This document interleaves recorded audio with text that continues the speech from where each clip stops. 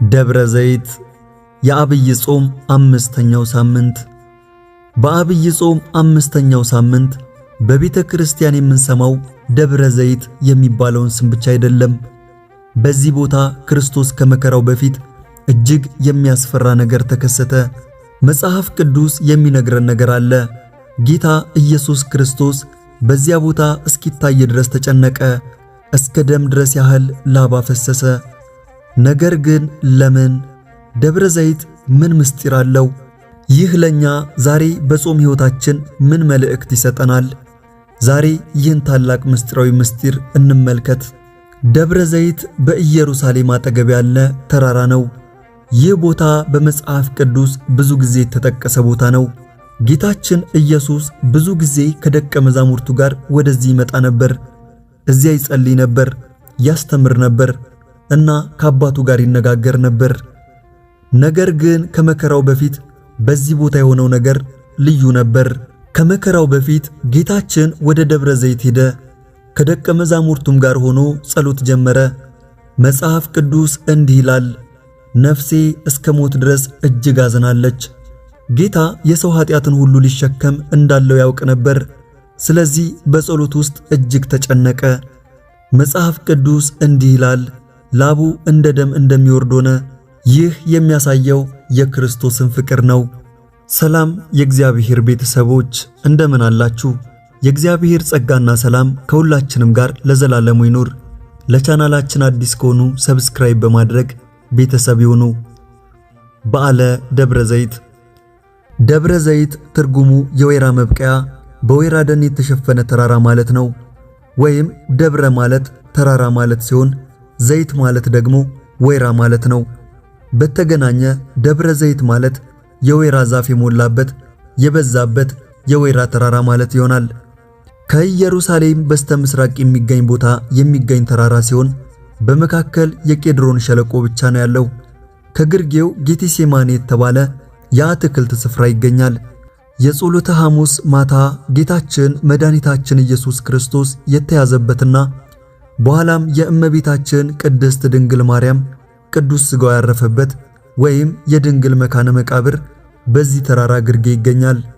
ቤተፋጌና ቢታንያ በኮረብታው ጫፍና በምስራቅ ዳገት ላይ ይገኛሉ። ይህ ተራራ በመጽሐፍ ቅዱስ የሚገኙ ብዙ ድርጊቶች የተደረጉበት ቦታ ነው። ጌታችን ስለ ቤተ መቅደሱ መፍረስ፣ ስለ ዓለም ፍጻሜና ስለ ዳግም ምጽአት በዚህ ተራራ ላይ በትንቢት መልክ ተናገረ።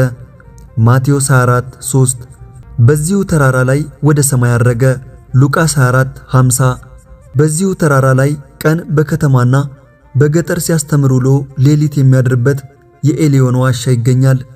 በኋለኛው ምጽአቱም በዚሁ ቦታ እንደሚገለጥ ትንቢት ተናግሯል። ዘካርያስ 14:3-5 ስያሜው የአብይ ጾም እኩሌታ ላይ ያለው ሰንበት በዚህ የተራራ ስም ተጠርቷል። ይህንን ዕለት የቤተ ክርስቲያናችን ሊቅ ቅዱስ ያሬድ የዳግም ምጽአት አድርጎ መዝሙርን ጽፏል። በዚህ ተራራ ላይ እርሱም በደብረ ዘይት ተቀምጦ ሳለ ደቀ መዛሙርቱ ለብቻቸው ወደ እርሱ ቀርበው ንገረን፣ ይህ መቼ ይሆናል? የመምጣትና የዓለም መጨረሻ ምልክቱስ ምንድነው? አሉት። ማቴዎስ 24:3 ተብሎ እንደተጻፈው ለደቀ መዛሙርቱ የዳግም ምጽአቱን የዓለምን ፍጻሜ የትንሣኤ ሙታንን ትምህርት በሰፊው ስላስተማረ በዓሉ በተራራው ስም ተሰይሟል። የደቀ መዛሙርቱ ጥያቄ። ከዕለታት አንድ ቀን ደቀ መዛሙርቱ የቤተ መቅደሱን ስነ ሕንፃ በትኩረት እያንዳንዱን ነገር በመመልከት አደነቁ። ጠዋት በጸሎት ጊዜ ጸሎታቸውን አድርሰው ሲጨርሱ የጠዋት ፀሐይ አርፎበት ያሸበረቀውን ቤተ መቅደስ ውበቱን አስተውለው ምን ጥበበኛ እንደሰራው እየተነጋገሩ ጌታችንንም አብሮ እንዲደነቅ ሲጠይቁ አስደንጋጭ ነገር ተናገረ። ያ የሚያደንቁት ቤተ መቅደስ እንደሚፈርስ አያይዞም ከሞት በኋላ ተነስቶ እንደሚያርግና ነገር ግን ዓለምን ለማሳለፍ ዳግም እንደሚመጣ ወደፊት የሚሆኑ ምስጢራትንና በቤተ መቅደሱና በሕዝቡ ላይ ሊደርስ ያለውን በትንሹ ጠቁማቸው። ይህም ነገር እረፍት ነሳቸውና ወደ ደብረ ዘይት ከተሻገሩ በኋላ በሰፊው እንዲገልጽላቸው ጠየቁት። ጥያቄውም እርሱ በደብረ ዘይት ተቀምጦ ሳለ ደቀ መዛሙርቱ ለብቻቸው ወደ እርሱ ቀርበው ንገረን፣ ይህ መቼ ይሆናል? የመምጣትህና የዓለም መጨረሻ ምልክቱስ ምንድነው አሉት።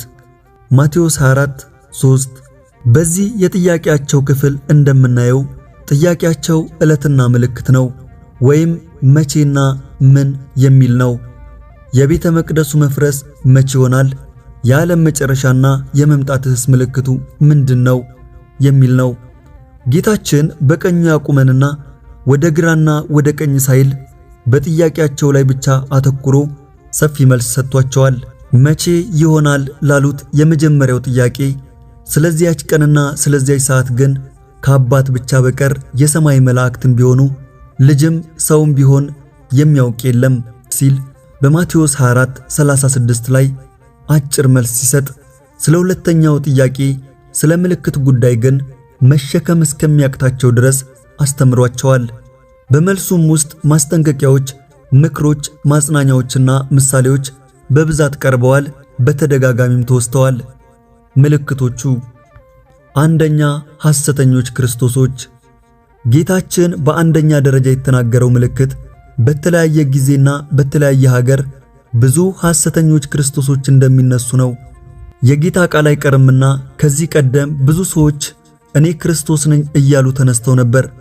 ዋናው በዮሐንስ ራእይ ምዕራፍ 13 አውሬው ተብሎ የተጠቀሰውና በቅዱስ ጳውሎስ የአመፃ ሰው እርሱም የጥፋት ልጅ የተባለው ብዙ ጥፋትና መከራን የሚያደርሰውና ባለ 6 ምልክቱ ሐሰተኛው ክርስቶስ እስኪገለጥ ድረስ መንገድ ጠራጊዎች የሆኑ አለማማጅ ሐሰተኞች ክርስቶሶች ተነስተዋል። በእውነተኛው ንጉሥ ክርስቶስ ዳግም መምጣት የሚደመሰሰው ሐሳዊው መሲህ የመጨረሻውና ለ3 ዓመት ከመንፈቅ ቤተ ክርስቲያንን የሚዋጋ የታላቁ መከራ ፈጻሚና አስፈጻሚ ይሆናል። ለዚህ ነው መድኃኒታችን እስኪመጣ ድረስ እንዳንሰናከል አስቀድሞ ብዙዎች እኔ ክርስቶስ ነኝ እያሉ በስሜ ይመጣሉና ብዙዎችንም ያስታሉ። በዚያን ጊዜ ማንም እነሆ ክርስቶስ ከዚህ አለ ወይም ከዚያ አለ ቢላችሁ አትመኑ ሲል በማቴዎስ ወንጌል ቁጥር 5 እና ቁጥር 23 ላይ ያስጠነቅቃል። በሀገራችንም በኢትዮጵያ በአፄ ልብነ ድንግል ዘመነ መንግስት እኔ ክርስቶስ ነኝ የሚል ሐሰተኛው ክርስቶስ ተነስቶ እንደነበር በቤተ ክርስቲያን ታሪክ ተመዝግቧል።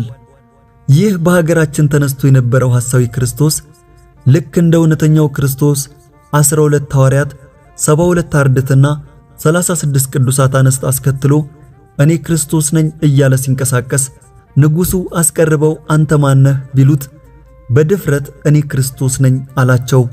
ንጉሡም ክርስቶስማ ከድንግል ማርያም ተወልዶ አስተምሮ ተሰቅሎ ዓለምን አድኖ ከሞት ተነስቶ አርጓል፣ ዳግም ዓለምን ለማሳለፍ ይመጣል፣ አንተ ግን ማነህ ቢሉት አዎ ትክክል ነው፣ ከዚህ ቀደም ከቤተ እስራኤል ከምትሆን ከድንግል ማርያም ተወልጄ አስተምሬ ተሰቅዬ ሞቼ ተነስቼ አርጌ ነበር።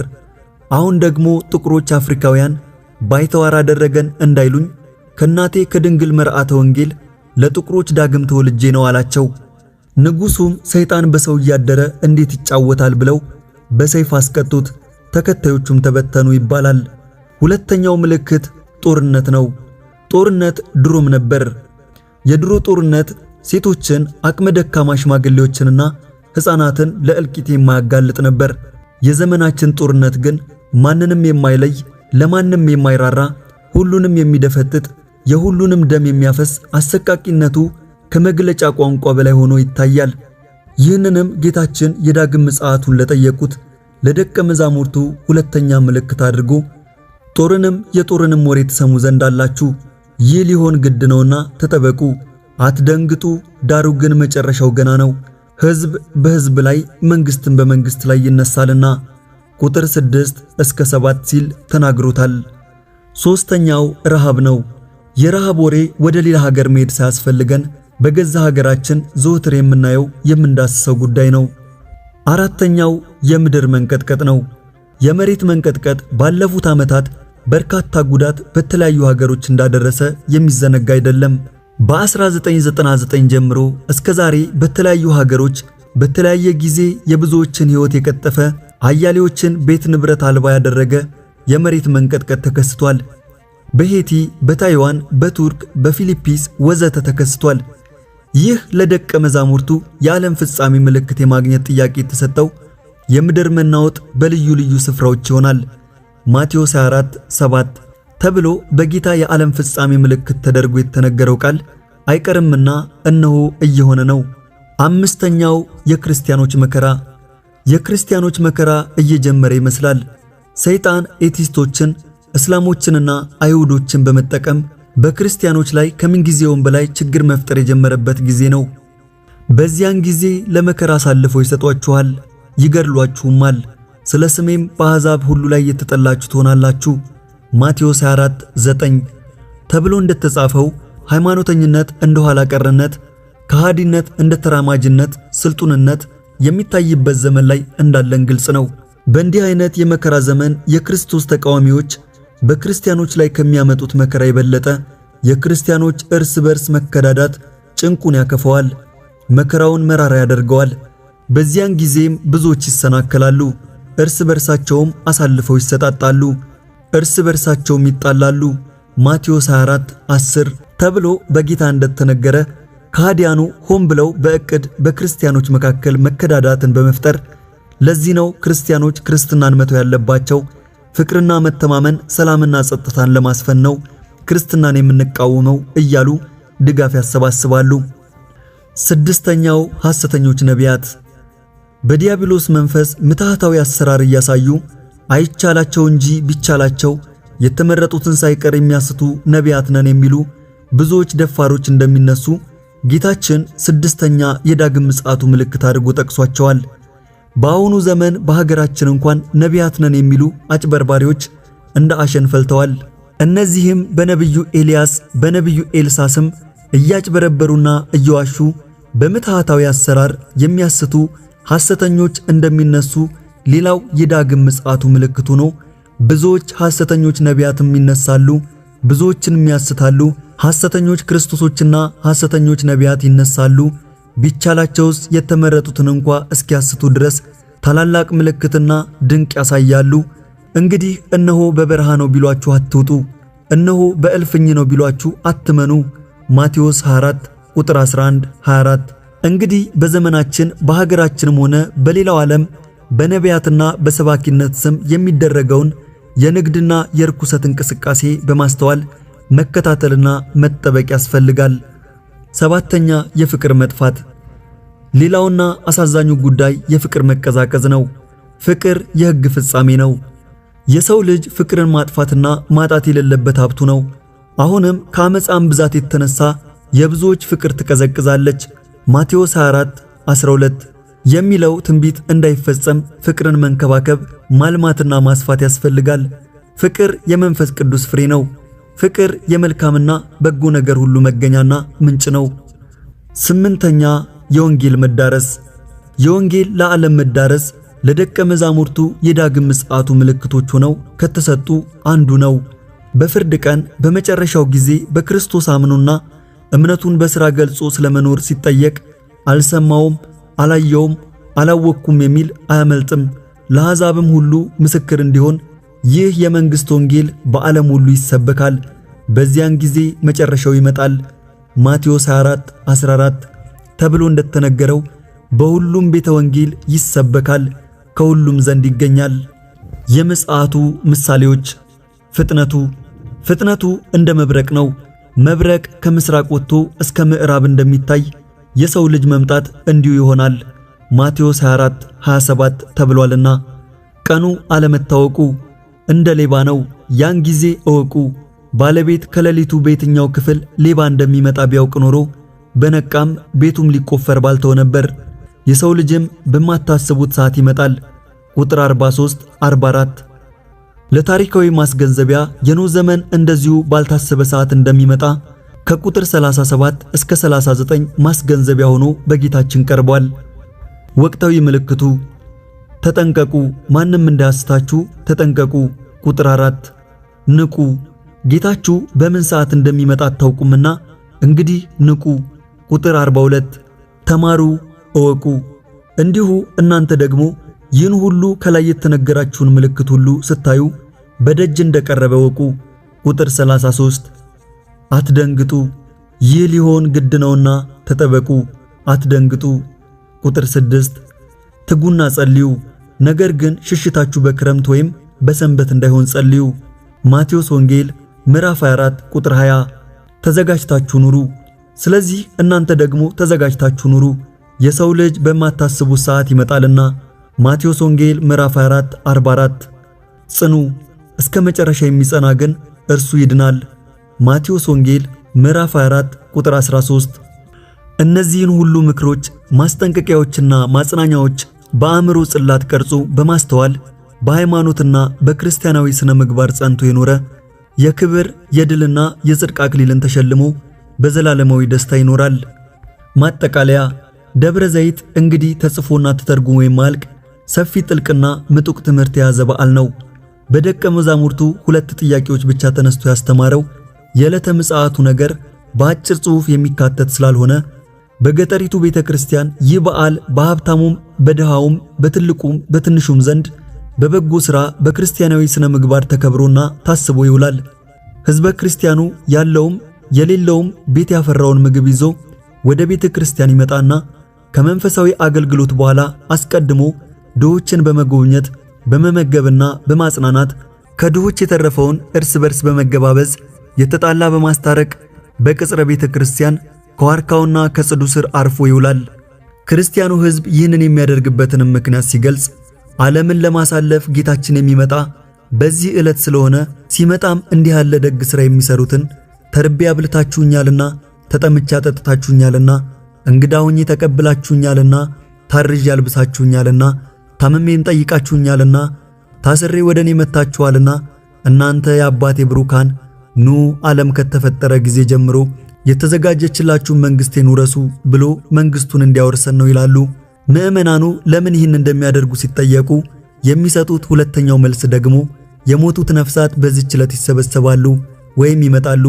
ዘመዳቸው የሆነ ጥሬ ወይም እንጀራ ወደ ቤተ ክርስቲያን ወስዶ ለነዳያን የሰጠ እንደሆነ ደስ ይላቸዋል። የሞተ ዘመድ ያለው አንድ ሰው በደብረ ዘይት ዕለት ጥሬ ወይም እንጀራ ወደ ቤተ ክርስቲያን አምጥቶ ካልመጸወተ የዘመዱ ነፍስ መታ የኔስ ዘመዶች አልቀዋል ብላ አዝና ትመለሳለች ይላሉ። ሚስጥሩ ከላይኛው አይርቅም። ይህ ደብረ ዘይት ወይም አምስተኛው የአብይ ጾም ሰንበት ሌሎች ስያሜዎች አሉት። በተጨማሪ ዳግም ምጽአት፣ የፍርድ ቀን፣ የጌታ ቀን፣ ህልቀት፣ ህልፈተ ዓለም፣ ዕለተ ፍዳ፣ ዕለተ ደይን፣ ዳግመኛ ልደት፣ ትንሣኤ ዘጉባኤ በመባል በመጽሐፍ ቅዱስና በቅዱስ ያሬድ ድርሰቶች ይጠራል። የእግዚአብሔር ጥሪ ሁሉም ያዳም ዘር መንግሥቱን እንዲወርሱ ቢሆንም የሰይጣን ወጥመድና አሸክላ ሁሉም አልፈው በሐሰተኞች ክርስቶሶችና በሐሰተኞች ነቢያት ምታታዊ ታምራት ሳይሳቡና ሳይሰናከሉ እስከ መጨረሻው ጸንተው በዚያ የዳግም ልደትና የመጨረሻው የዋጋ ቀን በጌታቸው ቀኝ የሚቆሙት የታደሉ ናቸው። እንግዲህ እኛን በቀኙ ያቆመን ዘንድ የአባቴ ብሩካን ኑ ወደ ጌታችሁ ደስታ ግቡ የሚለውን የሕይወት ቃል ያሰማን ዘንድ የአምላካችን የእግዚአብሔር ቅዱስ ፈቃዱ ይሁን። ስለ እናቱ ቅድስት ድንግል ማርያም እመቤታችን ብሎ ልጇ መድኃኔ ዓለም በዚያ በሚያስፈራው ቀን ይራራልን።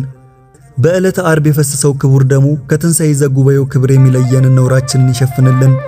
አሜን።